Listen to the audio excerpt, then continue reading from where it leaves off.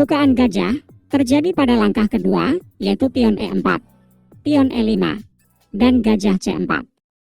Sebuah pembukaan yang kurang populer dibandingkan dengan langkah mainstream, kuda F3 atau kuda C3.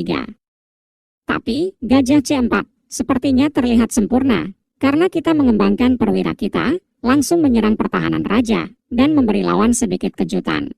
Juga membuat lawan keluar dari pengetahuan pembukaannya. Akhirnya kalian bisa membuat permainan menyerang yang sangat menarik, yang bisa kalian pelajari dari pembukaan gajah di video ini.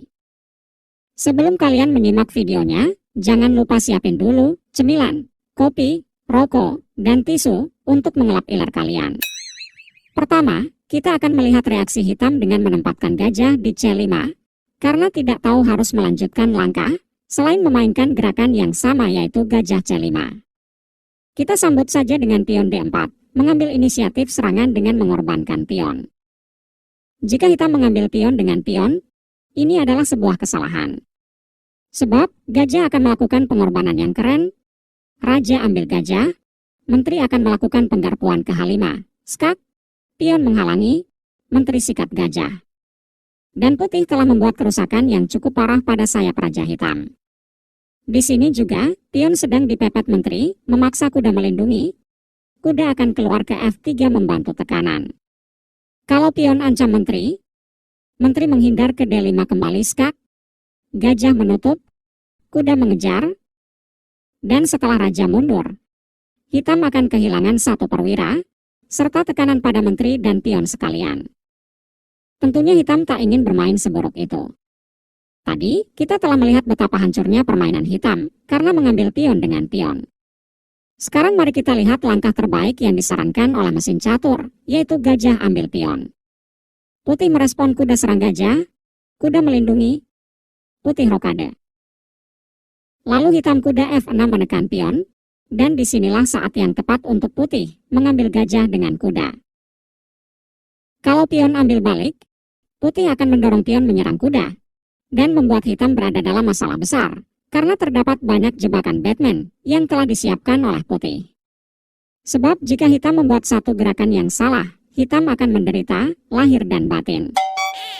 Di sini kalau kuda sikat pion, hitam akan berhadapan dengan benteng E1 memaku kuda, pion membackup, pion serang kuda, posisi hitam pasti akan sulit. Respon yang benar dari hitam adalah menghajar kuda dengan kuda. Dan ini membuat sedikit rumit bagi putih. Tapi, putih masih bisa melakukan serangan dengan mendorong pion ke F4, membuka jalan gajah gelap untuk berkembang, agar bisa bermain lebih agresif, mengingat lajur benteng akan terbuka, dan mengarah langsung pada raja, menekan F7 bersama gajah terang. Di sini juga, pion putih sedang menekan pion petak pusat, maka dari itu, hitam membackup pion dengan pion. Lalu pion ambil pion ambil balik, dan gajah menekan kuda. Hitam rokade. Kuda C3, dengan langkah lanjutan jumping ke D5, menekan kuda bersama gajah. Gajah coba menghalangi. Kuda tetap jumping ke D5, gajah sikat kuda. Pion membalas. Kini, putih baru saja beralih ke ide serangan yang lebih ofensif. Menteri naik ke D6, menghindari piningan gajah. Gajah langsung sikat kuda. Pion sikat balik, dan meninggalkan lubang yang menganga pada file G, yang sangat menguntungkan untuk putih. Lalu gajah mundur ke D3, mengarah langsung pada petak H7, dengan langkah lanjutan menteri H5, mengancam eksistensi raja hitam, dan memberi tekanan yang cukup berat. Kemudian menteri sikat pion serang kuda, kuda dipaksa mundur, gajah sikat pion, skak. Setelah raja ambil gajah, hitam akan kehilangan menteri akibat dicocol menteri. Itulah sekelumit bahaya pembukaan gajah jika lawan tak bisa menanggulanginya. Kita lanjut pada variasi yang lebih serius.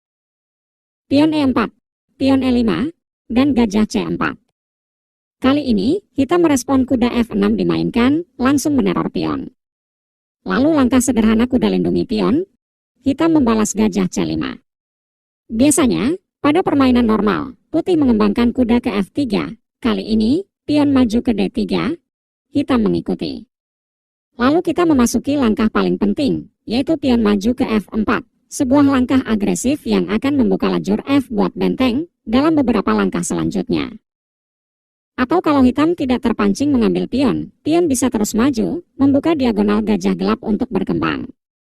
Setelah putih membuat langkah tidak umum, hitam akan mengira ini adalah sebuah blunder, dan hitam menempatkan kuda di G4, membuat serangan berbahaya bersama gajah. Tapi di sini, putih akan membuat langkah jahat, pion maju ke F5, membiarkan kuda menggarpu menteri dan benteng. Dan di posisi ini, hitam berpikir pasti akan menang. Akan tetapi, menteri melipir ke H5, membuat serangan balik, mengancam skakmat di F7. Lalu hitam membuat langkah sederhana, raja diamankan ke dalam istana, membuat pertahanan hitam menjadi terlihat baik-baik saja. Namun, hitam serang menteri dengan gajah. Tentunya, pion tak bisa menghalangi, sebab sedang terpaku gajah. Satu-satunya tempat aman buat menteri, mingser ke 8. Setelah itu, putih akan terus membanjiri perwiranya agar lebih dekat ke pertahanan raja, kuda jumping ke petak pusat, membawa ancaman penggarpuan pada koordinat C7. Hitam sudah mati kutu, karena tidak ada yang bisa mencegah kuda mencaplok pion C7, lalu kuda terpaksa sikat benteng. Sebenarnya, kuda bisa saja melakukan penggarpuan terhadap menteri dan benteng, tapi tujuan sesungguhnya, kuda menempati petak sentral adalah melakukan akrobat ke F6, menyerang raja dan menteri sekalian mengorbankan diri. Sebuah langkah licik yang sulit terbaca oleh hitam. Pion harus menghajar kuda, karena jika tidak, akan terjadi bencana dalam satu kali gebrakan, gajah makan balik. Hitam sudah tak bisa berbuat banyak, lalu gajah serang raja. Skak, raja menghindar ke D1, gajah mundur menghalangi menteri skakmat. Tapi menteri mundur ke G4. Skak, gajah terpaksa menutup, dan menteri sikat gajah, skakmat. Kita lanjut ke variasi berikutnya.